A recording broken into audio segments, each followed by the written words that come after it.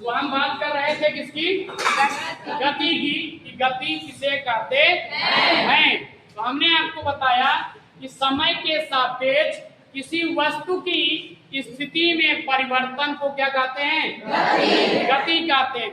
समय के सापेक्ष का क्या मतलब है समझते हैं। जैसे मान लीजिए कोई व्यक्ति है ए, कोई व्यक्ति कौन है? ए। वो 9 बजे कहाँ है? एक्स बिंदु पर। कहाँ है? एक्स बिंदु पर। लेकिन 9:10 पर वही व्यक्ति ए कहाँ पहुंच गया? वाई बिंदु पर। कहाँ पहुंच गया? वाई बिंदु पर। आप देख रहे हैं कि यहाँ से यहाँ तक जाने में समय में परिवर्तन हुआ? यस। समय बदला? यस। समय के साथ साथ उसकी स्थिति में परिवर्तन हुआ? यस। समय के सापेक्ष अगर समय बदल रहा है, समय बदलने से अगर किसी व्यक्ति की स्थिति में परिवर्तन होता है तो हम कहते हैं कि वस्तु किसमें है? गति में। वस्तु किसमें है? गति में। अगर समय के सापेक्ष वस्तु की स्थिति में परिवर्तन नहीं हो रहा है तो हम क्या कहेंगे कि वस्तु किसमें है? विरामावस्था में। किसमें है? लेकिन एक चीज दिक्कत आती है। क्या दिक्कत आती है कि मान लीजिए सुबह 9 बजे आप जो है, आप और आपका दोस्त, सुबह 9 बजे आप और आपका दोस्त यहाँ से एक बस पकड़ते हैं। क्या पकड़ते हैं? बस से शाम जो है दोपहर के 12 बजे दोनों दोस्त कहाँ पहुँच जाते हैं? सुल्तानपुर। कहाँ पहुँच जाते हैं? सुल्तानपुर। तो ढकवा से सुल्तानपुर के जाने के बीच में आपने देखा कि समय बदल रहा है। समय बदल रहा है, लेकिन आपके दोस्त की पोजीशन नहीं बदल रही। आपके हिसाब से क्या लग रहा है कि दोस्त किसमें है? विरामावस्था। क्यों? क्योंकि आप भी उसके साथ किसमें हैं? गति में। दोनों गतियां हैं। ऐसे में क्या लग रहा है कि हम दोनों किसमें हैं? विरामावस्था। हम दोनों किसमें हैं? विरामावस्था। लेकिन अगर यहाँ से बैठा हुआ कोई व्यक्ति देखेगा तो उसे क्या लगेगा? आप और आपका दोस्त किसमें हैं? दोनों लोग गति में दिखेंगे। तो हमने आपको बताया कि 2 टर्म ध्यान रखने हैं कि समय के सापेक्ष अगर किसी वस्तु की स्थिति में परिवर्तन होता है तो हम कहेंगे कि वस्तु किसमें है? गति में। लेकिन हमने आपको दूसरा उदाहरण बताया कि आप और आपका दोस्त 9 बजे निकले, 9:05 पर आपका दोस्त बगल में, 9:10 पर आपका दोस्त आपके बगल में, 9:15 पर आपका दोस्त आपके बगल में। तो आपको क्या लग रहा है कि दोस्त गति में नहीं है? आपके हिसाब से गति में नहीं है, लेकिन जो बाहर से देख रहा है उसके लिए आप दोनों किसमें हैं? आप अभी गति में हैं या विराम में? नहीं बता सकते। यस, दोनों में हो सकते हैं। गति नहीं कर सकते ना। अगर मैं कहूँ तो मेरे लिए आप किसमें हैं, तो मेरे लिए आप किसमें हैं? विराम में। लेकिन अगर कोई सूर्य से देख रहा है उसके लिए बात समझ में आई? Yes sir. गति एक रिलेटिव टर्म। गति एक क्या है? देखने वाला कौन है और उसके बाद समय की बात करते हैं। ये 2 टर्म मिल करके इसको डिफाइन करते हैं, गति को। किसको डिफाइन करते हैं? यहाँ तक समझ में आया? उस दिन हम लोग पढ़े थे 2 प्रकार की राशियां। क्या पढ़े थे? 2 प्रकार की राशियां। पहली राशि का क्या नाम था? सदिश राशि। क्या नाम था? सदिश राशि, जिसको अंग्रेजी में क्या बोलते हैं? सदिश राशि को अंग्रेजी में क्या बोलते हैं? Vector quantity. क्या बोलते हैं? Vector quantity. इसकी परिभाषा कौन बताएगा? सबको लगभग याद है। हमने आपको क्या बताया था कि सा मतलब इस मतलब परिभाषा क्या हो जाएगी? ऐसी राशियां जिन्हें व्यक्त करने के लिए परिमाण के साथ साथ दिशा की भी आवश्यकता होती है, उसे कहते हैं। क्लियर? सा मतलब साथ साथ दिस माने ऐसी राशि जिन्हें व्यक्त करने के लिए परिमाण के साथ साथ दिशा की भी आवश्यकता होती है, उसे कहते हैं। परिभाषा लिख दी जाए? ठीक।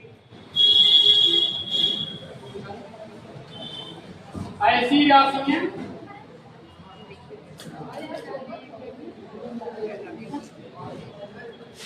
जिन्हें व्यक्त करने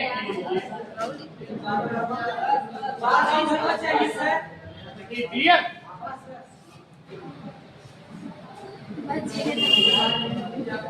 परिमाण के साथ साथ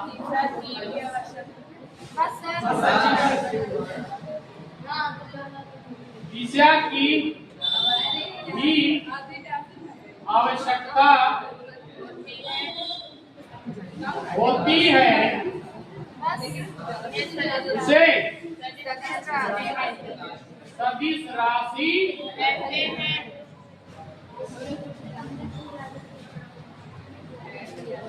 उदाहरण कौन बताएगा? एग्जाम्पल बोलो।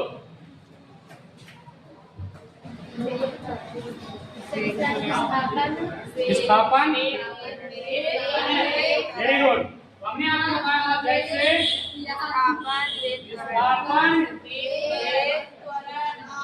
एक त्वरण, आदि। क्लियर? सब लोग सदिश की परिभाषा बता पाएंगे? सा माने साथ साथ, दिस माने तो ऐसी राशि जिसे व्यक्त करने के लिए परिमाण के साथ साथ दिशा की भी आवश्यकता होती है, उसे कहते हैं सदिश राशि। परिमाण का मतलब बताया था आपको। परिमाण का क्या मतलब होता है? आंकिक मान। हमने आपको बताया था कि इन दोनों वर्णों से सावधान रहिएगा, एक परिमाण और दूसरा परिणाम। दोनों देखने में सिमिलर लगते हैं, लेकिन दोनों के अर्थों में जमीन आसमान का अंतर है। तो परिमाण का मतलब हमने आपको बताया था आंकिक मान, और परिमाण का मतलब होता है रिजल्ट किसी भी कार्य का। क्लियर? यहाँ तक किसी कोई दिक्कत? दूसरी राशि पढ़ी जाए। क्या नाम था? अदिश राशि, जिसको अंग्रेजी में क्या कहते हैं? Scalar quantity. क्या कहते हैं? Scalar quantity. परिभाषा क्या हो जाएगी? ऐसे नहीं बताते, ऐसी या शुरू हो गए किताबों वाली लैंग्वेज में। हमने आपको बताया था कि पहले आप शब्द को तोड़ दे। हमने आपको बताया था आ माने नहीं, दिस माने नहीं, दिशा। मतलब क्या है कि ऐसी राशि जिन्हें व्यक्त करने के लिए केवल दिशा की ऐसी राशि जिन्हें व्यक्त करने के लिए केवल परिमाण की आवश्यकता होती है, उसे कहते हैं अदिश राशि। Very good. परिभाषा लिख दी जाए। ऐसी राशियां जिन्हें व्यक्त करने के लिए केवल परिमाण की आवश्यकता होती है, उसे क्या कहते हैं? उसे अदिश राशि कहते। ठीक। एग्जाम्पल क्या हो जाएगा? दूरी, चाल, कार्य आदि। यहाँ तक बातें समझ में आ गई आपको? हमने आपको बताया सदिश राशि और दूसरी बताया अभी तक हम लोग 3 हेडिंग पढ़ ली। क्या क्या पढ़े? 3 हेडिंग, जिसमें पढ़ी गति, उसके बाद सदिश राशि और उसके बाद अदिश राशि। ठीक। एक सदिश राशि और दूसरा अदिश राशि। सदिश का मतलब सा माने साथ साथ, दिश माने आ माने नहीं और दिस माने सा माने साथ साथ। हमने बताया कि सा माने साथ साथ, दिस माने दिशा। ऐसी राशि जिन्हें व्यक्त करने के लिए परिमाण के साथ साथ दिशा की भी आवश्यकता होती है, उसे क्या कहते हैं? सदिश राशि। और ऐसी राशि जिन्हें व्यक्त करने के लिए केवल परिमाण की आवश्यकता होती है, उसे क्या कहते हैं? बात समझ में आ गई सबको? यहाँ तक किसी कोई दिक्कत? आगे बताया जाए। बात करते हैं अब दूरी और विस्थापन की। इसकी बात करते हैं, बात कर लीजिए यार।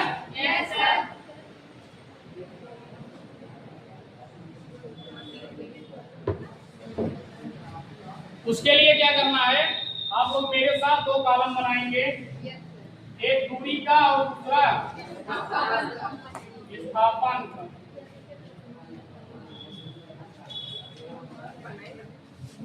इसके अंतर्गत लिखेंगे दूरी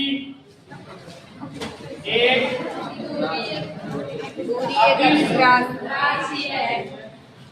राशि और विस्थापन एक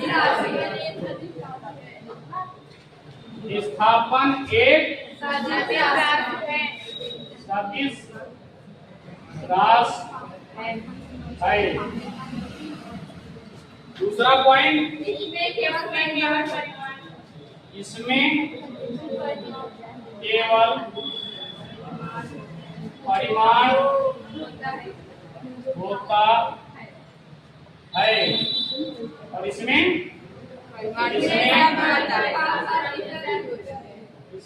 परिमाण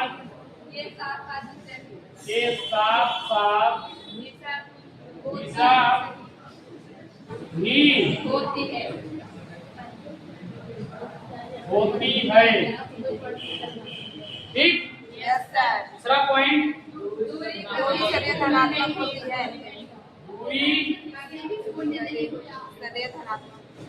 दूरी कभी भी शून्य नहीं हो सकती, शून्य नहीं हो सकती है। विस्थापन हो सकता है, विस्थापन शून्य हो सकता है, हो सकता है। इसके अलावा दूरी धनात्मक होती है, दूरी सदैव धनात्मक होती है। विस्थापन विस्थापन धनात्मक तथा ऋणात्मक हो सकता। इसके अलावा कोई पॉइंट बचा है क्या? जब परिभाषा बची, परिभाषा क्या है जरा नोट करिए, फिर आगे लिखिए। इधर देखिए, गतिमान वस्तु द्वारा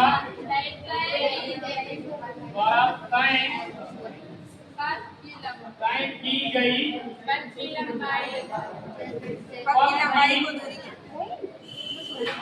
वास्तविक लंबाई को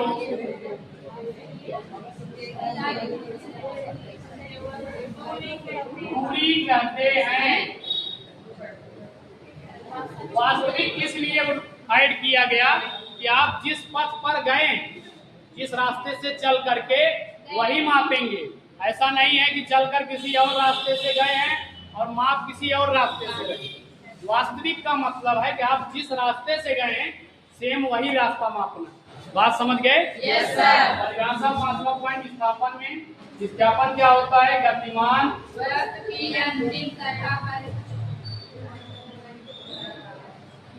वस्तु की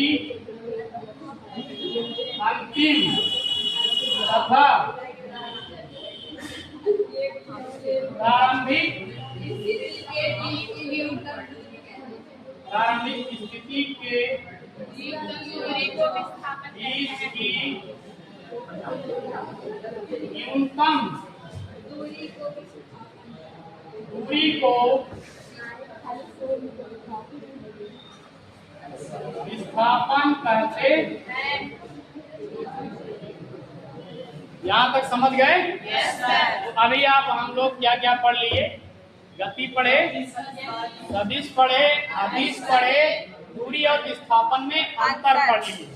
दूरी और विस्थापन में अंतर। समझ में आ गया? Yes sir. इसके आगे कल वाली क्लास में हम लोग क्या पढ़ेंगे? चाल और वेग। इसके पहले चाल और वेग पढ़ने के पहले हम लोग दूरी और विस्थापन के कुछ क्वेश्चंस करेंगे। Yes sir. बात समझ गए?